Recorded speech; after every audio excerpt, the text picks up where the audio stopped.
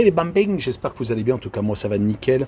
On se retrouve aujourd'hui pour une nouvelle vidéo sur 3 championnats différents, la Serie A, la Liga et la Championship, la D2 anglaise. J'analyse pour vous 12 rencontres dans cette vidéo. En Serie A, l'Udinese contre le Milan AC, Lecce contre la Juventus de Turin, la Roma contre le Hellas Vérone et la Salernitana contre le Genoa. En Liga, le Real de Madrid contre Almeria, le Betis de Séville contre le FC Barcelone, Gérone contre le FC Séville et Grenade contre l'Atlético de Madrid.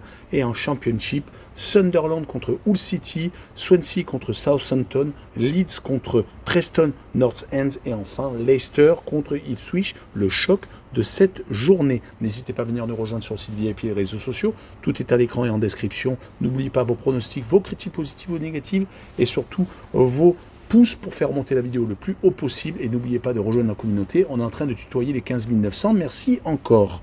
Et on attaque la Serie A avec d'abord un point sur le classement où actuellement l'Inter de Milan est en tête devant la Juventus de Turin 51 contre 49. Troisième, l'AC Milan avec 42 qui est légèrement décroché. Cela va être dur pour reprendre un nouveau titre. Quatrième, la Fiorentina avec 34 points. Et cinquième, pour l'instant, qualifié pour l'Europa League, l'Atalanta de Bergame avec 33. Juste devant Golavérage de la Lazio qui est sixième. Et en Europa League, pour l'instant, conférence. En bas de tableau, 3 équipes sont relégables. Le Hellas Vérone 18e avec 17 points. 19e Empoli avec 13. Et dernier, la Salernitana 20e avec seulement 12 points.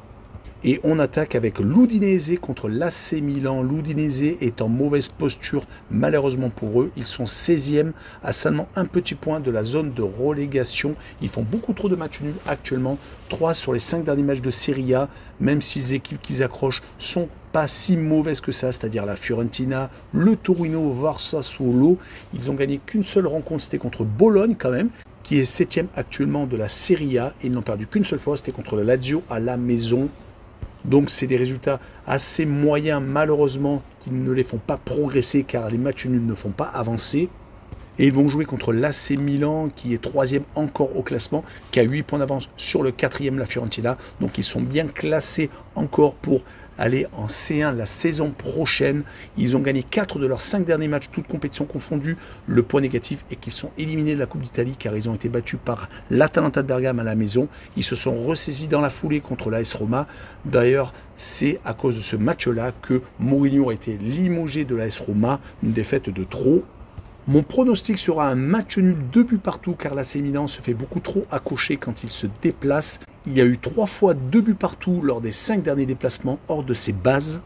Et je verrai les deux équipes qui marquent tout de même avec une cote à 1,74. Et on enchaîne avec Lecce contre la Juventus de Turin, le 13e contre le second. Il y a 28 points d'écart entre les deux équipes, c'est assez monumental car la Juve a vraiment un rythme exceptionnel juste derrière l'Inter de Milan. Il reste sur les 5 dernières rencontres, toutes compétitions confondues, sur 5 succès consécutifs. On peut même agrandir sur les 9 derniers matchs, 8 victoires et un seul petit match nul contre le Genoa. Et ils ont surtout remporté 4 de leurs 5 derniers matchs hors de leur base. Du côté de Lecce, par contre, ils sont en train de s'écrouler. 3 défaites et un seul match nul sur les 4 derniers matchs de Serie A. Certes, les 3 déplacements se sont soldés par 3 défaites. C'était à l'Inter de Milan, l'Atalanta et la Lazio. Et ils ont fait seulement un seul match nul. C'était contre Cagliari, mais c'était à la maison. Ils ne sont plus qu'à 4 points de la zone de relégation. Attention à Lecce, qui est en Serie A depuis 2 saisons et qui peut très bien y redescendre. Et sur ce match-là, je vois tout de même la Juve s'imposer 2 buts à 1 et je verrai le plus de 2 buts sur le match et une cote à 1,72. On poursuit avec la Roma contre le Hellas Vérone. Les Romains sont actuellement très mal classés pour leurs objectifs de fin de saison. Ils sont 9e à 4 points seulement, mais à 4 points tout de même de leur ennemi juré, la Lazio, qui les a éliminés de la Coupe d'Italie. Le nouvel entraîneur sera bientôt connu, en tout cas Mourinho a été limogé. C'est un séisme au sein du club romain où beaucoup de supporters étaient vraiment fans de l'entraîneur. Rappelons qu'il a ramené une Ligue Europa Conférence il y a 2 saisons et il a été finaliste de la Ligue Europa la saison dernière. Mais malheureusement, ils ont perdu beaucoup trop de rencontres ces derniers temps. Ils en sont déjà à 2 défaites consécutives contre la Lazio, comme je vous l'ai dit un peu plus tôt, et surtout au Milan AC 3 buts à 1 en championnat. Heureusement qu'ils sont souvent solides à la maison, même s'ils se font des fois accrocher comme contre la Fiorentina et l'Atalanta dernièrement. Mais ils ont tendance plutôt quand même à gagner la majorité de leurs rencontres.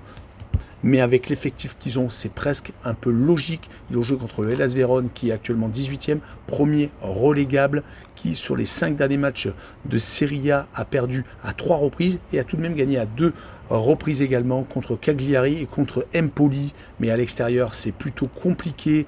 4 défaites Coupe d'Italie comprises et un seul match nul, c'était au Udinese, 3 buts partout. Sur ce match-là, je vois la Roma s'imposer 2-0 et je verrai les Romains marquer le plus de 1,5 buts sur le match et une cote à 1,73. On poursuit avec la Salernitana contre le Genoa. La Salernitana est malheureusement dernière avec le Genoa qui de son côté est 12e avec 5 points d'avance sur la zone de relégation. Le promu est assez bien en ce moment, alors que la Salernitana, malheureusement, est en position de descente à 6 points derrière le premier non relégable. Si on prend les derniers matchs du dernier, ils n'ont gagné qu'une fois, c'était contre le Hellas Vérone, et ont perdu malheureusement 3 fois consécutivement. Ils ont été éliminés de la Coupe d'Italie par la Juventus, perdant 6-1. Ils ont rencontré le même adversaire, ils se sont encore inclinés à la maison de 2-1, et ils viennent de perdre au Napoli, qui ne gagnait quasiment pas à la maison. Donc malheureusement, la Salernitana est sur une dynamique vraiment négative. Du côté du Genoa, par contre, ce n'est pas la même chose. Sur les 5 derniers matchs de Serie A, c'est 4 matchs nuls et une victoire.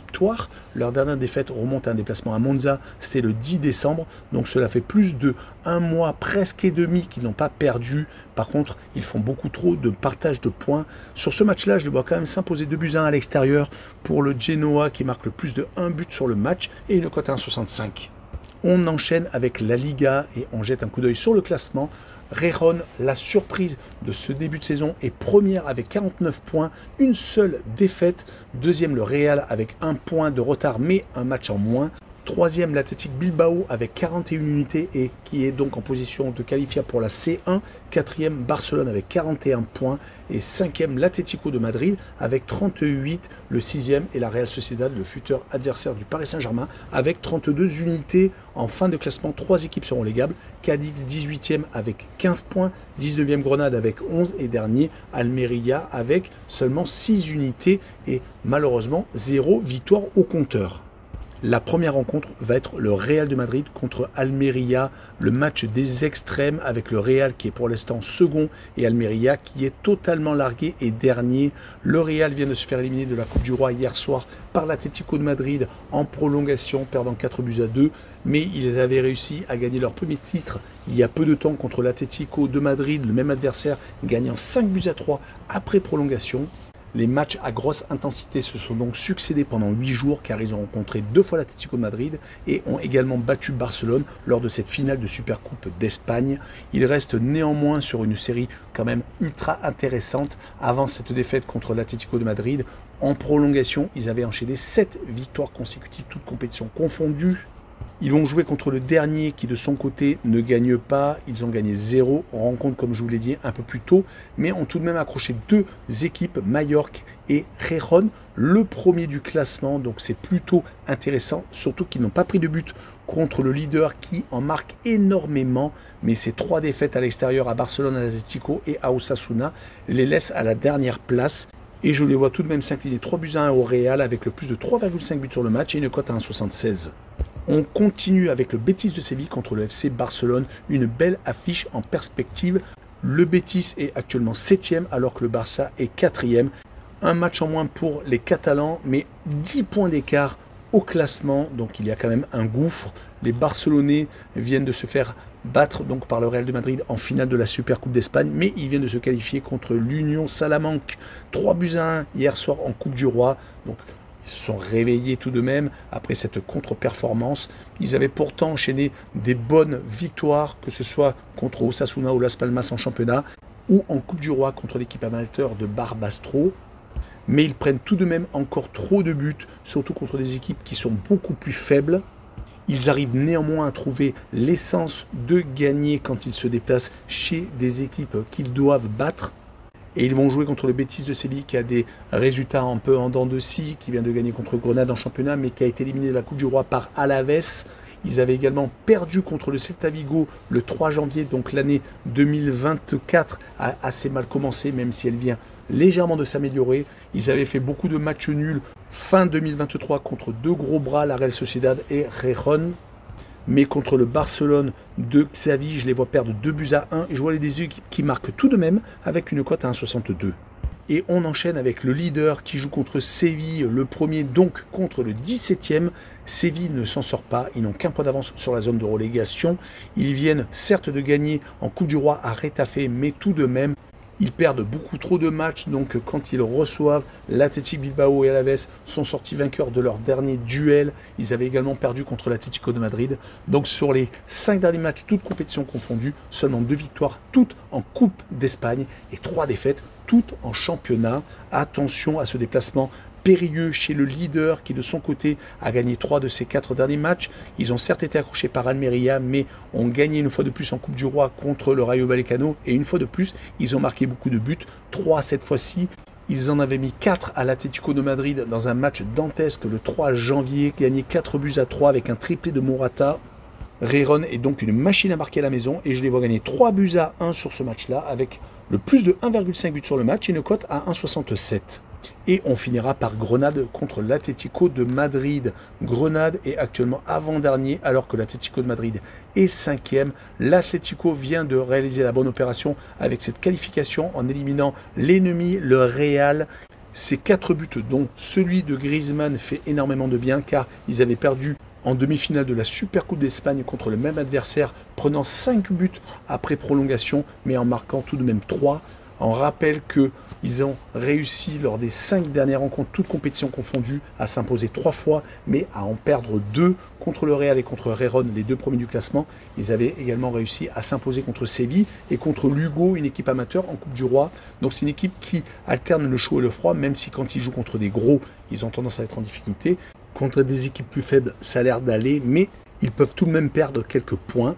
Ils vont se déplacer chez une équipe qui aura envie de points et qui vient de perdre 3 de ses 4 derniers matchs en Liga et qui n'a gagné qu'à une seule reprise contre Cadix, qui est également relégable et qui n'a juste que 4 points d'avance sur eux. Mais on rappellera que l'Athletic Bilbao était venu se casser les dents chez eux et avait fait juste un but partout. On notera que l'Atlético de Madrid a perdu 4 de ses 5 derniers matchs à l'extérieur. Donc sur ce match-là, je vois une petite surprise et un match nul, un but partout de Grenade contre l'Atlético de Madrid. Mais je verrai les 2 équipes qui marquent pour assurer le coup et une cote à 1,76. On finira avec la Championship, la D2 anglaise, avec un petit coup d'œil sur le classement et toujours premier Leicester devant Ipswich, mais l'écart est en train de se grandir avec déjà 7 points d'avance pour les Foxes.